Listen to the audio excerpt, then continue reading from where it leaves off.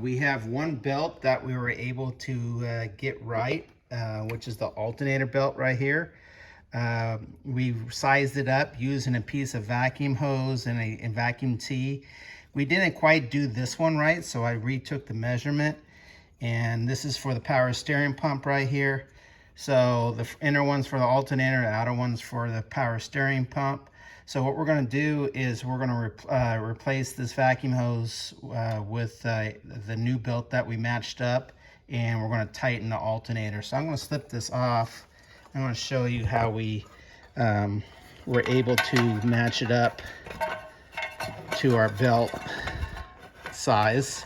So we took this off. We were actually able to run the motor using the vacuum hoses, provided we didn't rev the motor up. As soon as we revved the motor up, this belt would come off, but it was enough to run the water pump and the fan. So then we took and we matched up the size, and we got the right belt this time. So to do the belts on a Dodge 440, all we need is a 9/16 wrench, combination wrench. We need a 1/2-inch drive breaker bar, and we need a pry bar. Times you have to route the fan belt around the fan. So the easiest way to do this is loop it over one pulley and then just rotate the fan and keep rolling the belt over each fan blade until it goes over all of them. So this is the easiest way to get a fan belt on with a mechanical fan. I think I have one more to do. Nope, one more. There we go. Okay. And now you can see I got it over the fan and now on the water pump pulley. So I'm going to go ahead and get that on the pulley down there. And then on the bottom down here, we got the crankshaft. So I'm going to take my hand and put it on the crankshaft pulley down here. And now we could ride this over the power steering pump right here. We have it adjusted to its lowest setting. So here's the slotted bolt right here. Here's our pivot bolt. So you got to loosen this bolt, and then we could move the alternator, or sorry, we can move the power steering back and forth. So let's go ahead and loosen those bolts, and let's tighten this pulley up. We have our 1/2-inch breaker bar in the provided square hole on the bracket. We have both the lower adjustment slide bolt and the top pivot bolt loose. So we have our belts aligned onto the pulley.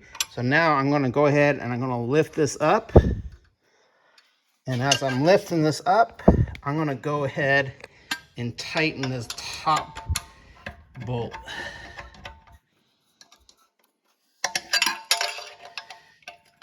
And then after I get this top bolt done, then I can remove the breaker bar and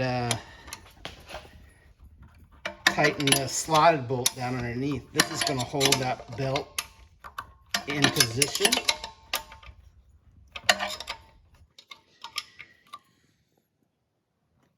About 20 foot-pounds with a 9/16 combination wrench is what it took. Always tighten with the box end, not the open end. Okay, so now I can remove this breaker bar, grab my wrench, and now I can go ahead and get a little bit lower and tighten that bottom pivot bolt. Again, a lot of students, they tend to want to take these bolts out for belts, and you don't need to remove the bolts. You only need to loosen them.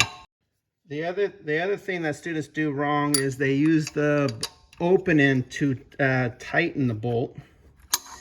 And you don't want to use the open, you want to use the box end for that last little cinch. Okay? And then we grab your belt. It should move up and down a 1/2 inch, and it is.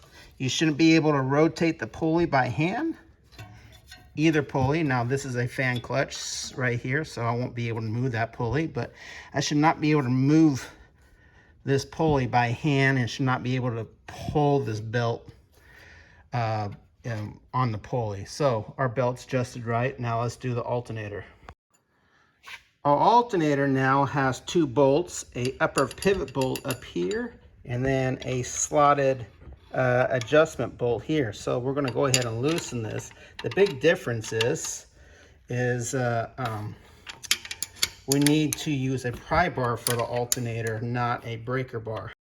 For this bottom adjustment slide bolt, it is not a 1/2 inch. It's actually a 13 millimeter wrench, because we switched the factory stock alternator with an external voltage regulator with a Denso Toyota alternator. So Toyota is going to be metric, but this top bolt goes into the block.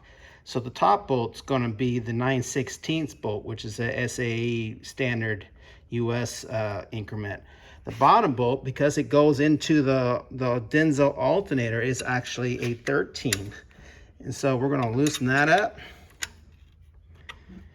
Push this alternator down.